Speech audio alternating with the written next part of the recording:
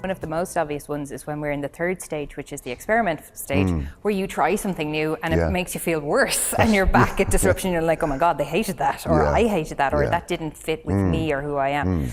But the experiment phase is crucial. Absolutely. Because this is where application happens. Yes, absolutely.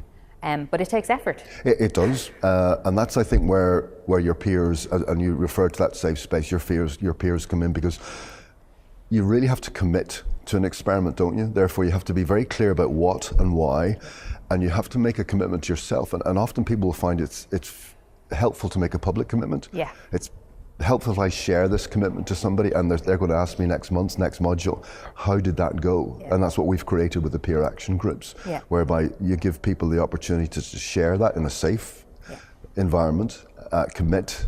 And that peer support helps you follow through. Absolutely, and I can imagine for somebody who's at a very senior level at an organisation who wouldn't want people to be watching, to see if they do it right or if it goes wrong for them.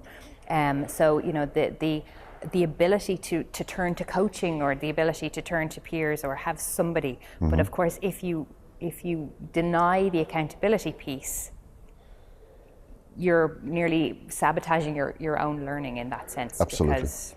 Well, absolutely. And part of leadership is taking responsibility for your own development, your own learning. So it's not something we can actually do to participants in an active way. We have to create the conditions under which they can start to be disrupted. We can create the conditions for interruption of their thinking and disruption.